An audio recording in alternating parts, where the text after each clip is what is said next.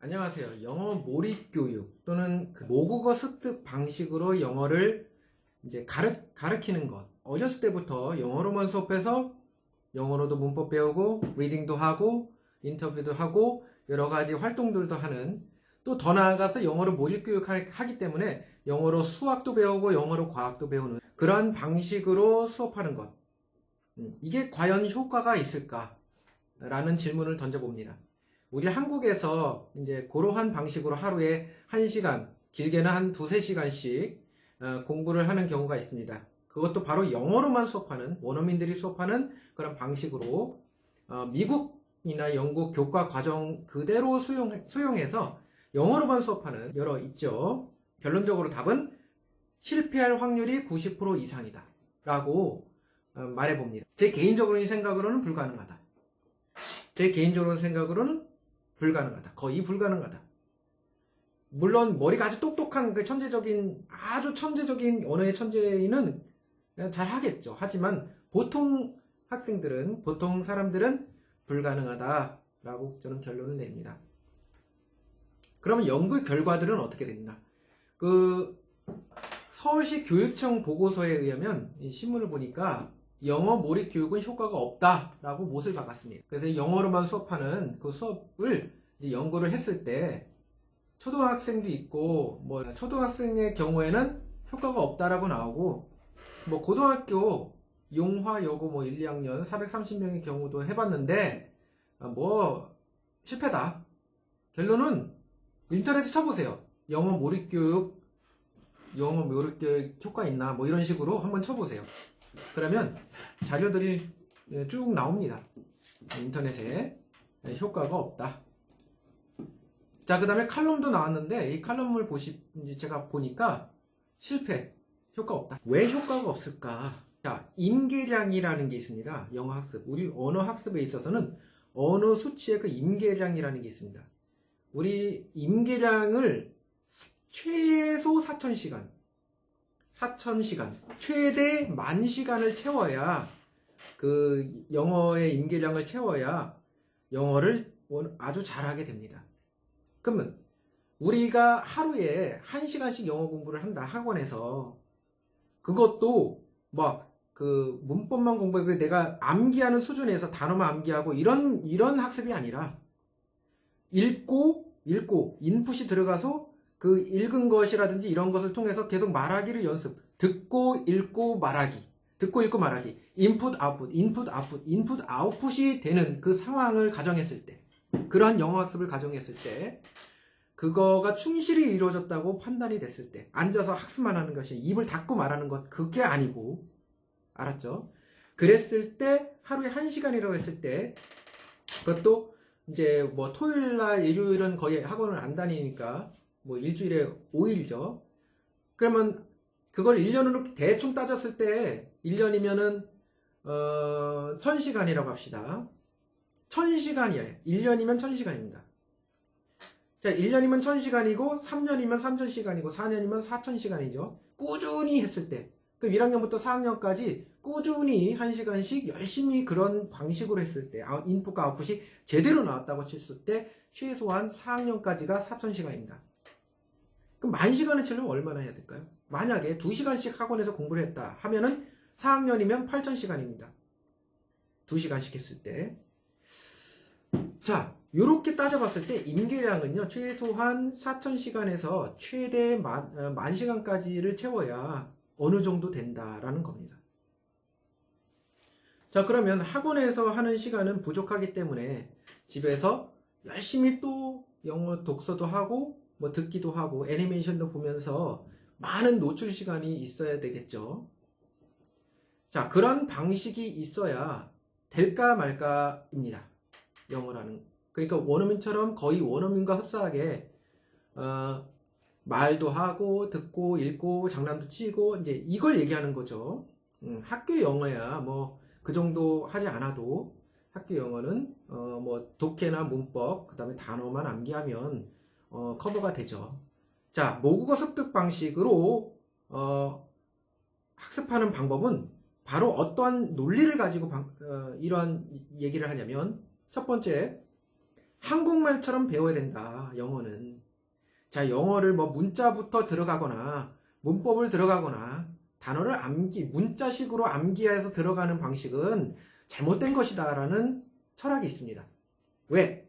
영어도 한국말도 언어는 모국어 습득 방식처럼 단계별로 올라가야지 그걸 거꾸로 해서 자꾸 한국식으로 하면 되겠냐, 이런 반론이 있는 것이죠. 그래서 어떻게 학습을 하는 걸 권장하냐면, 자, 처음에 아기가 듣기만 하지 않느냐, 엄마 말을.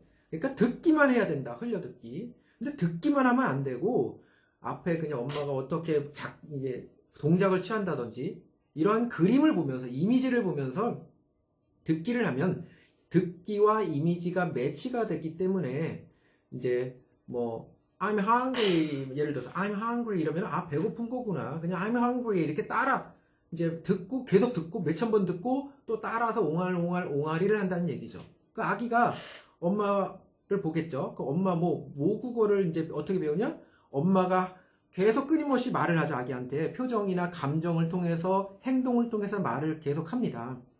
이쁘다, 배고프지, 맘마, 그래, 오, 착하지, 이런 말들을 합니다. 그럼 아기는 그게 뭔 뜻인지도 모르죠. 그냥 엄마가 하는 목소리, 그냥 소리로만 들리는 거예요. 그것을 하루, 이틀, 계속 1년 동안 계속 들어. 한 살이 넘어서, 1년이 넘어서, 그만 한 2살 넘은 거죠. 그러면서 이제 옹알이가 시작되는 거죠. 배, 이렇게 단어 위주로 일단 말을 하게 됐죠. 배, 강아지, 이렇게 명사 위주로 얘기를 하겠죠. 그 다음에 이제 실력이 늘어나거나 이런 노출량이 많이 늘어나면 이제 동사도 이제 덧붙이겠죠. 강아지, 와, 이렇게. 그런 식으로 옹알이를 하겠죠. 옹알이를 하면 이제 엄마가 교정도 해주고, 그렇게 이제 말이 늘어나는 거죠.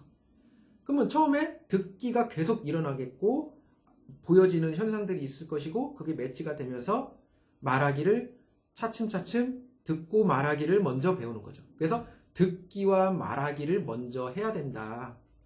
그게 올바른 방식이다라고 하는 거죠. 모국어 습득 방식으로 교육하는 학습 방법은 이제 그렇게 되겠습니다. 자, 그런데 이게 왜 실패할까요? 엄마랑 아기는요, 하루 24시간 계속 말하고 듣고 보고 행동하게 됩니다. 몇 시간? 하루에? 24시간이에요. 임계량이 24시간이 돼야 된다. 하루에. 근데 한국 사람은요, 영어 학원에서 영어로만 수업을 하는데 1시간에서 최대 2시간을 수업합니다. 24시간이 아니고. 그럼 나머지 시간은요, 22시간은 한국말로 하죠. 한국말. 환경 자체가 우리는 영어 환경이 아닙니다. 학교 가도 한국말 사용하고, 슈퍼마켓도 한국말 사용하고, 친구들과도 한국말 사용하죠. 근데 영어 학원에서는 영어만 사용한다고 했을 때 이게 임계량 자체가 차이가 난다는 거예요. 그래서 실패할 가능성이 많습니다. 그러면 우리는 학원에서 영어로만 수업했을 때 어떻게 수업합니까? 제대로 알아듣습니까? 자, 영어를 잘 못하는데 영어를 계속 쓴다고 해서 그 문법을 이해하겠습니까? 영어로 제대로 이해할 수 있겠습니까? 제대로 이게 교정이 돼서 대답이 나오겠습니까? 영어 책을 영어로만 수업하는데 정확하게 이게 무슨 의미인지를 알겠냐고요. 상식적으로 생각을 해보는 거예요. 모르죠. 원어민들은 이미 모국어 말하기 수준이 5살, 6살이면은 엄청난 임계량을 통해서 모국어가 형성이 됩니다. 대충 다, 거의 다. 영어를 잘 말을 합니다. 아주 원어민이죠. 왜? 임계량이 그만큼 찼으니까. 하지만 한국 사람은요, 최대 임계량이 5살뿐만이 아니라 5학년, 초등학교 5학년을 칩시다. 5학년도 하루에 2시간씩 영어학원에서 계속 영어로만 수업했다. 5학년 되면 어떨 것 같아요? 바로 그 수준에서 넘어가지 못해요. 집에 가면 한국말 사용하잖아요. 안 되는 거예요. 친구들과도 한국말 사용하잖아요. 근데 영어학원에서 만약에 영어로만 문법을 배우고 독해를 하고 했어요. 근데 그게 차곡차곡 쌓여 올라가겠냐고요. 임계량 자체가 안 되는데. 원어민들은 임계량이 많기 때문에 충분하게 이게 다 소화가 돼요. 어느 정도. 걸러진다고 칩시다. 못 알아듣는 거는 걸러진다고 칩시다. 그럼 그럼 알아듣는 게 쌓이겠죠. 콩나물을 자라듯이 그렇게 자라요. 외국 원어민들은. 하지만 한국 사람은요, 물이 쭉 빠졌어. 그런 다음에 이게 또 말라. 왜냐면 물이 이제 안 들어오니까. 하루에 1시간밖에 안 하니까. 임계량 자체가. 그러니까 말라 비틀어졌어. 다시 물 해. 조금 살아날 것 같아. 또 다시 말라 비틀어. 나중에는 죽어요, 이게. 우리 예를 한번 들어봅시다. 한국인 부부가 미국으로 건너갔어요. 그러면 아기를 거기 미국에서 낳았어요. 근데 그 2세가 태어났겠죠. 2세가 태어나서 어딜 갑니까? 영어 유치원 다니겠죠, 당연히. 영어로만 하는 유치원. 그 다음에 학교도 영어로만 쓰겠죠. 친구들과 영어로만 대화하겠죠. 그러면 미국인이 되는 거예요. 얼굴은 한국 사람이지만 2세기 때문에 영어로만 사용하기 때문에 그리고 미국에서 태어났기 때문에 미국인이에요. 한국인이 아니고. 그럼 영어를 잘할까요? 못할까요? 잘하죠. 임계량이 극치를 달했기 때문에 잘합니다. 아니 생활 자체를 그냥 아주 그냥 영어권에서만 하는데 그게 못할 리가 없죠. 생존이 달려있는데. 그런데 말입니다. 의문스러운 게 있어요. 한국어도 잘해요. 영어도 잘하고 한국말도 잘해요. 영어는 더 잘하고 한국말은 잘해. 이거 어떻게 된 거냐 이거예요. 왜 그럴까요? 2세들은 왜 한국말도 잘할까요? 네, 바로 이겁니다. 모국어 때문에 그래요. 엄마가 태어났어. 엄마는 영어 잘 못해. 아빠도. 근데 미국에서 살아야 되기 때문에 영어 공부를 막 하려고 해. 기초적인 생활 영어는 막 외워가지고 이제 뭐 세탁소도 하고 슈퍼마켓도 운영하면서 한인 그걸 하면서 이제 그렇게 살아요. 근데 엄마 아빠는 이제 한국말을 잘하고 영어는 아주 잘 못해. 그런데 자녀는 한국말도 잘하고 영어는 더 잘하고. 이게 왜 그러냐? 아기가 태어나서 엄마가 1살부터 영어, 그러니까 유치원 다니기 전까지, 예를 들어서 뭐 유치원 안 다닌다 그러면 이제 학교를 다닐 거 아니에요? 이제 초등학교 들어갈 거 아니에요? 그러기 전까지 엄마가 키우겠죠. 그러니까 엄마가 한국말 사용합니까? 영어 사용합니까? 한국말 사용하죠. 그러니까 아기 때는, 유아기 때는 엄마 품에서만 자라기 때문에 한국말로만 임계량을 쌓은 거예요. 그러니까 한국말을 잘하죠.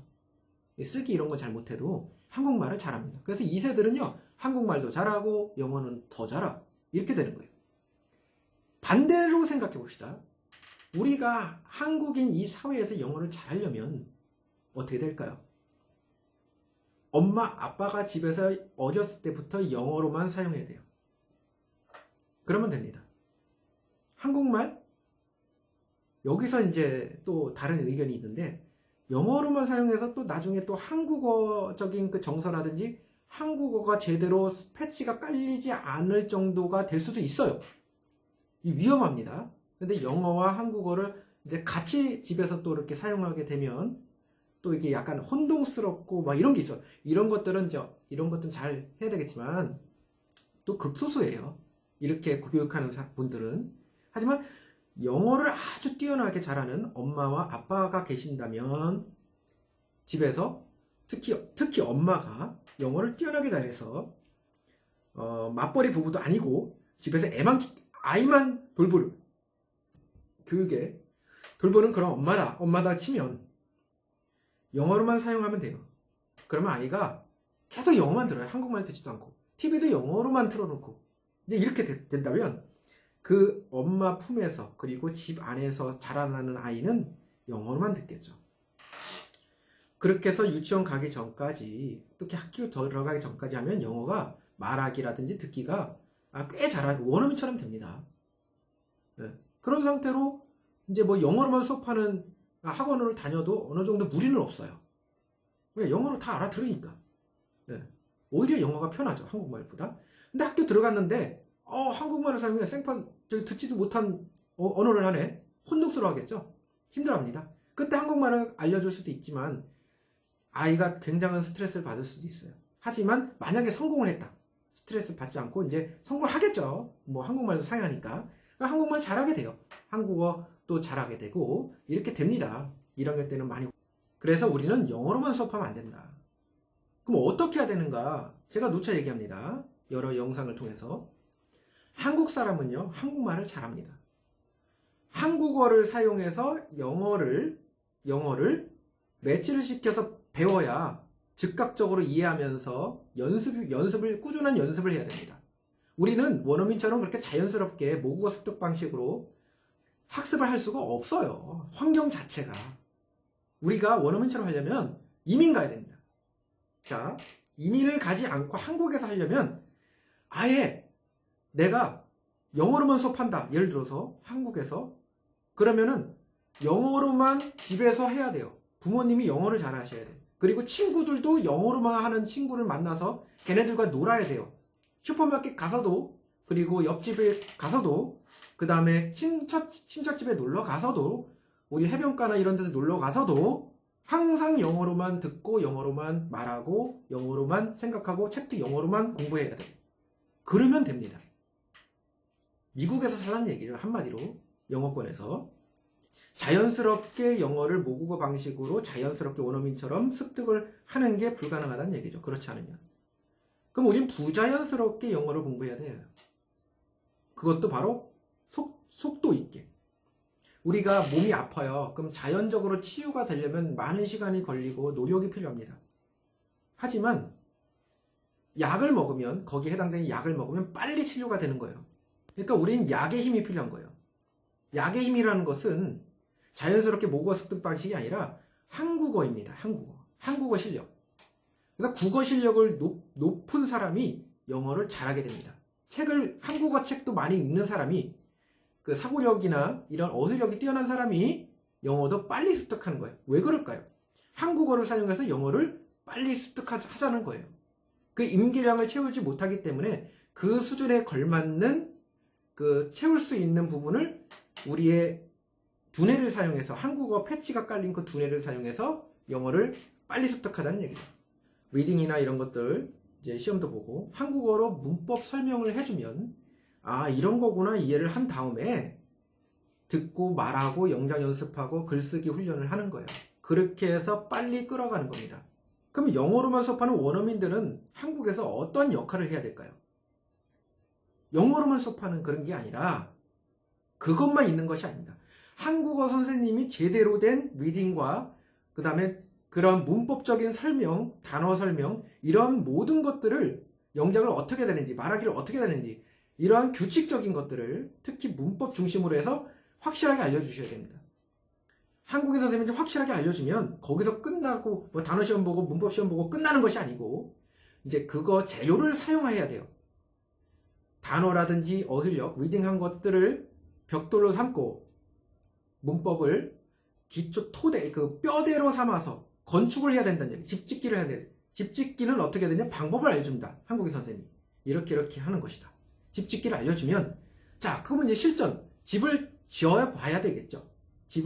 벽돌을 직접 쌓아봐야 되겠죠. 어휘력을 쌓아야 되겠죠.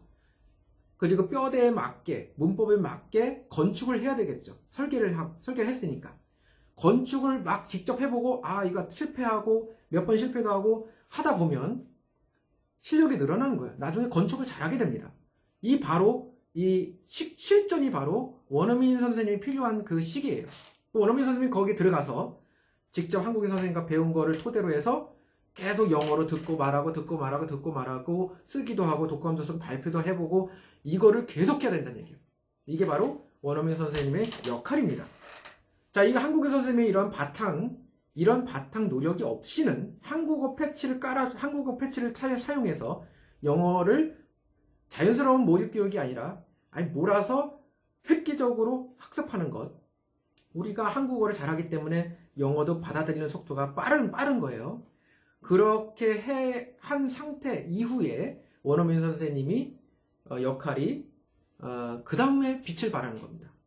그렇게 꾸준하게 해야 실력이 늘어나는 겁니다. 그러는 영어로만 어렸을 때 수업한다고 해서 이게 될까? 임계량 자체가 되지 않습니다. 우리가 그 임계량을 깨고 부수고 이기려면 한국어 패치를 사용해야 되고 효과적으로 학습을 한국인 선생님과 원어민 선생님의 협동으로 인해서 효과적으로 하셔야 됩니다. 원어민 선생님과 한국인 선생님이 따로따로 가면 안 되는 거예요. 같이 가야 돼요. 같이. 동역을 해야 돼요. 딱. 그래야 영어가 늘어납니다. 임계량을 이길 수가 있는 거예요. 요약합니다. 자, 모국어 습득 방식으로 언어를 습득하는 것은 실패할 확률이 많다. 그 이유는 임계량을 채워야 된다. 근데 임계량을 채우려면 우리가 끊임없이 인풋과 아웃풋이 계속 이게 작동된다는 가정하에 4000에서 최대 10,000시간까지는 채워야 된다. 결론은 원어민처럼 계속 노출이 되어야 된다. 이 노출도 효과적으로 노출이 되어야 하지 대충 그냥 시간만 때우는 그런 노출이 되면 안 된다. 의미 없는 흘려듣기도 안 된다. 정확하게 인풋과 아웃풋이 나오는 훈련이 있어야 된다. 하루에 2시간씩 영어 공부를 하더라도 그것도 공부라는 게 어떤 공부? 무의미한 공부도 아니고 단어 암기도 아니고 그런 것만 하는 게 아니라 제대로 된 단어 암기 뭐 이런 거 다 인풋이 들어가고 아웃풋으로 계속 나오는 훈련이 가정하에 하는 겁니다. 이게 하루에 2시간씩 하더라도 1년에는 2000시간입니다. 하지만 10,000시간을 채워야 된다. 근데 이런 임계량을 모국어 습득 방식으로 가능한가? 그리고 모국어 습득 방식으로 영어 몰입 교육을 한다는 그런 서울교육청 보고서나 논문 같은 거 봐서도 다 효과가 없다라고 결론을 지었다. 그럼 우리는 어떻게 공부를 해야 되는가? 다시는 영어 몰입 교육 방식으로 공부를 해야 된다는 그러한 교육 방침을 가진 그 선생님들을 따라가면 안 된다는 거. 그럼 어떻게 공부를 해야 되는가? 우리는 한국어 실력을 가지고 공부를 해야 된다. 문법은 당연히 한국말로 배워서 이해를 해야 된다. 영어 독해? 당연히 무슨 뜻인지 한국말로 해석을 해주고 정확하게 단어의 의미와 문장의 법칙 그 다음에 이걸 어떻게 표현하는 것인지 한국말로 배워야 된다. 그러면 이 재료를 가지고 어떻게 되냐? 그때 원어민 선생님한테 가서 영어로만 계속 아웃풋을 해야 된다. 듣고 말하고 쓰고 발표하고 이런 것들이 있어야 된다. 이거를 병행해서 계속 나가야 된다. 한국어 실력이 높은 만큼 영어도 독서를 많이 하는 학생일수록 영어도 많이 향상이 되고 사고력이 높은 학생일수록 영어 실력도 높아진다. 그래서 우리는 한국어가 필요하고 철저하게 한국 선생님의 교육이 필요하며 또 원어민 선생님의 철저한 아웃풋 유도 그러한 학습이 필요하다. 자연스럽게 하려면 포기해야 된다. 안 된다. 임계량을 제대로 채우려면 영어권에 이민 가서 영어와 한국어를 잡으려면 임계량을 채워야 된다. 그렇게 하지 못하면 모국어 습득 방식으로 한다는 그 방식을 버려야 된다. 거의 불가능하다. 모국어 습득 방식에 매여 있거나 그러한 방식이 옳다 하는 것에 너무 쫓아가지 말았으면 좋겠다라는 너무 무의미한 것에 너무 쫓아다녀서 이게 좋냐 저게 좋냐 이게 좋냐 자꾸 왔다 갔다 하지 마시고 올바른 방식으로 배울 수 있도록 우리가 많은 노력이 있어야 되겠다. 협조가 있어야 되겠다. 그런 겁니다. 누구 하나 잘해서 되는 게 아닙니다. 선생님이 아무리 훌륭해도요. 이제 부모님의 그런 관심이 없다면 이제 안 됩니다. 부모님 아무리 관심이 있어도 선생님이 제대로 못해도 안 됩니다. 그러니까 아이, 부모님, 교사 이렇게 3박자가 딱 맞아서 돌아가야 됩니다. 우리 아이들이 영어로 최대한 효과적으로 잘 학습할 수 있도록